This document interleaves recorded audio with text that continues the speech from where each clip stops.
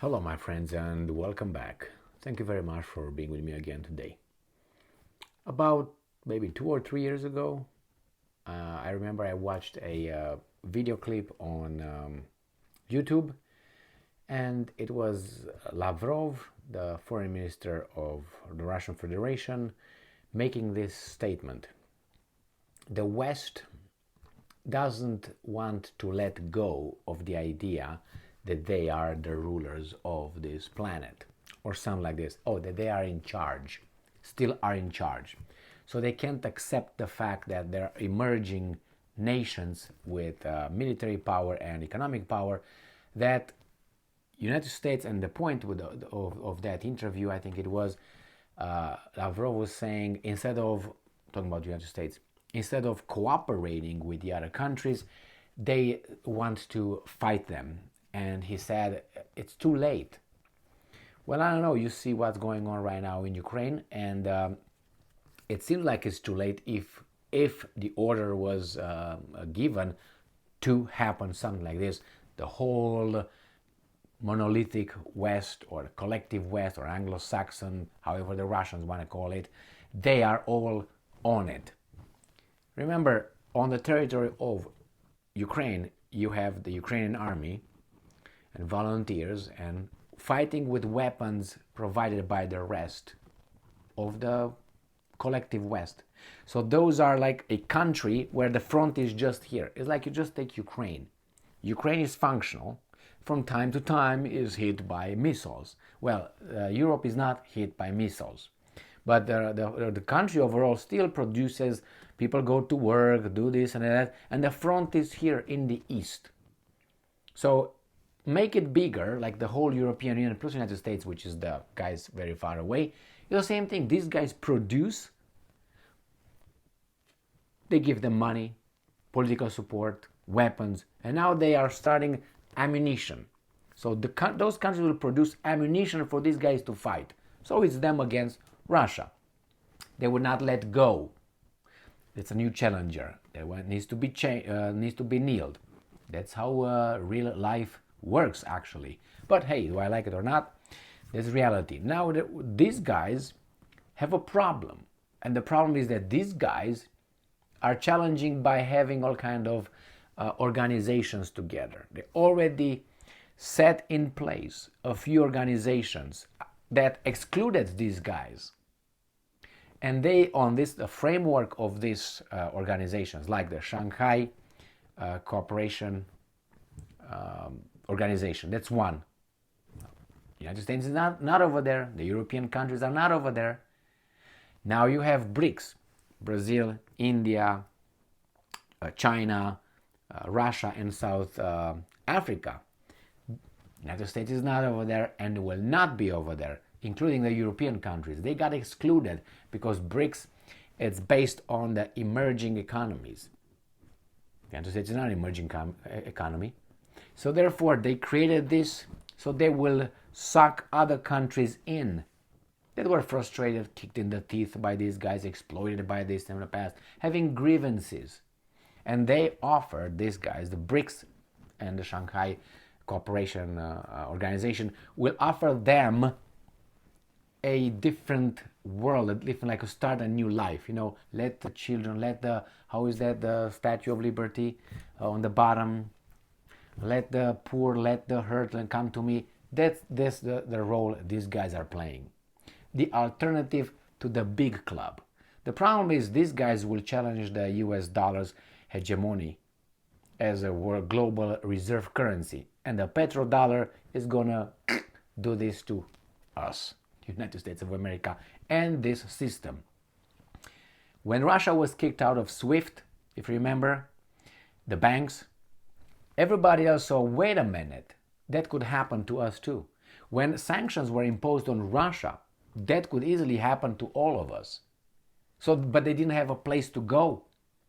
Now, BRICS, China, which with Russia is like this, India is going to be closer and closer. Remember, still buys Russian oil, did not condemn Russia and all that, did not call the Ukraine war as the weasels here want everybody to call it, because they like diversity. Diversity is our strength, we're told, but not diversity of thought. So now what's happening with BRICS?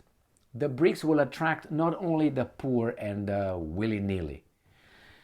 Iran is going over there. Oh, Iran is bad. Saudi Arabia is going over there. Argentina, Algeria, and many others already applied to get into BRICS. Now, if Saudi Arabia gets in there and Iran gets in there, if they're allowed to get in there, what's happening with these guys? Unless Saudi Arabia is just a Trojan horse. So let's see, I have this article here, and they talk about exactly that. This article comes from Bloomberg, so it must be true. I'm just kidding, obviously. BRICS debates expansion as Iran, Saudi Arabia seek entry. In the Shanghai Cooperation Organization, Turkey wants to enter. NATO member state. It's challenged the big club. Or maybe it's a reshuffling of interest, planetary interest. But again, just because Russia refuses to give up. And China is waiting. Because if Russia falls on its knees, guess who's next in line? China. Now, the BRICS group of nations plans to decide this year whether to admit new members and what criteria they would have to meet, with Iran and Saudi Arabia among those who have formally asked to join, according to South Africa's ambassador to the bloc. Formally asked to join. Okay, so it's not, hey, how about let me think. Enlarging the group that includes Brazil, Russia, India, China, and South Africa would benefit Beijing, as the world's second biggest economy tries to build diplomatic clout to counter the dominance of developed nations in the United Nations, International Monetary Fund, World Bank, and other institutions. All this right here, these are Western institutions. And United Nations is owned by a certain kind of, you know what I mean. So they want to break away from this. They're going to give another alternative. United Nations will be there, but remember the Russians and the Chinese, they support India to become a United Nations Security Council member. But we'll see, because they don't want France, England, and United States. They don't want competition. They would be like, what, 3 against 3 or something? I don't think they want that, do they? So they wanted Germany to get in, but it's going to be hard for that one. China initiated the conversation about expansion when it was chair last year, triggering concern among other members that their influence will be diluted, especially if Beijing's close allies are admitted. China's gross domestic product is more than twice the size of all 4 other BRICS members combined. The proposal to expand BRICS will be one of the economic bloc's main focuses this year, said Ambassador Anil Soklal. South Africa is the group's current chair, and I'm quoting, there are over a dozen countries that have knocked on the door, Soklal said in an interview in Johannesburg last week. And I'm quoting again, we are quite advanced at looking at further group new members. Vote in balance.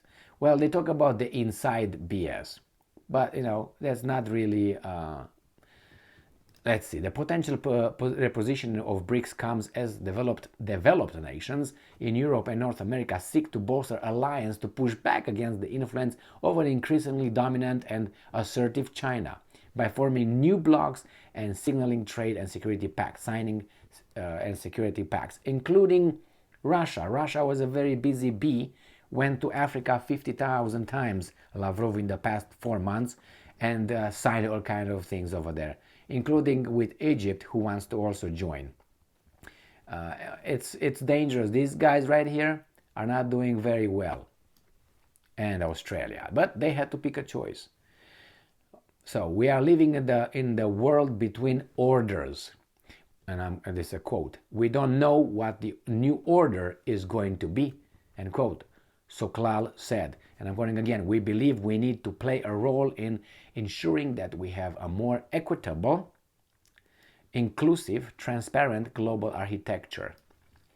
While BRICS accounts for 42% of the world's population, its members have less than 15% of the voting rights in the World Bank and IMF, International Monetary Fund, according to the Pretoria-based Institute for Security Studies.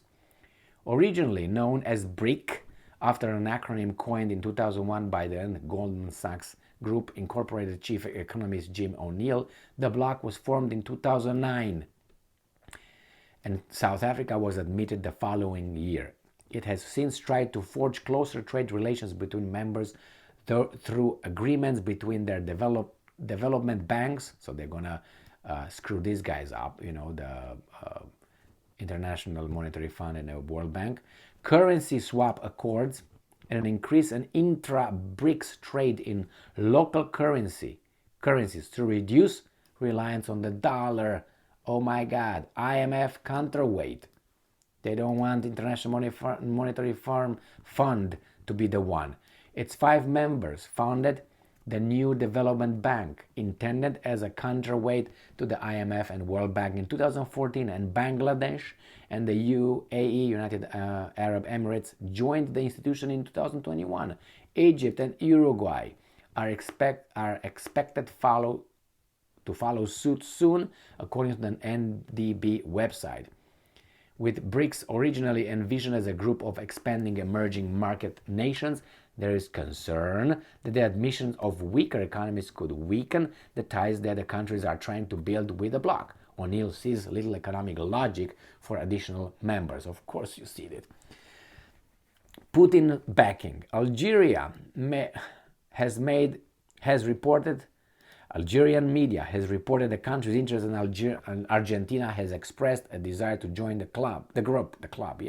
In Iran, the semi-official Fars news agency reported that the country had applied for membership, citing a foreign ministry official, while Russian President Putin last year said that he backed Saudi Arabia's potential entry. So, not good news for the world order some people want it. And the big confrontation occurs on the territory of poor Ukraine. This will determine the outcome of what's going to be next. If Russia is done, China is done, BRICS is done, everybody who kind of like shift towards BRICS and Russia and China and India and all these guys got together will be targeted. I guarantee you that, 99.9%. But we'll see. We'll see what happens. How can you destroy Russia? As I said, or at least make it understand that it lost. If you take about 300 people from the Russian leadership, military, economic, and leadership, and political leadership, you just make them disappear.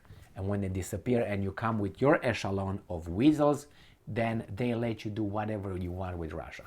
The media will be bought by your media.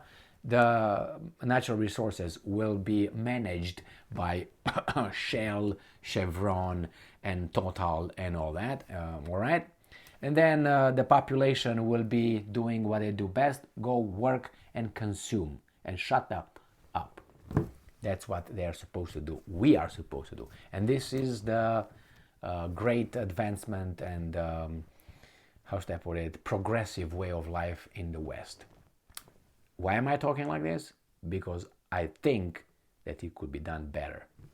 At least come back a few years and then get a different route. It's like, you have a fork in the road and you took it this way and you realize this way is going to go and it's going to go down like that. And you can stop, come back, and then take the other side. That's what I think. The West, if we don't want to get in the hands of or the claws of Schwab, own nothing and be happy. I don't want to get to that point because I have a brain. Thank you very much, and I can use it and I want to use it. Stay strong, stay smart, look for the truth, and be just.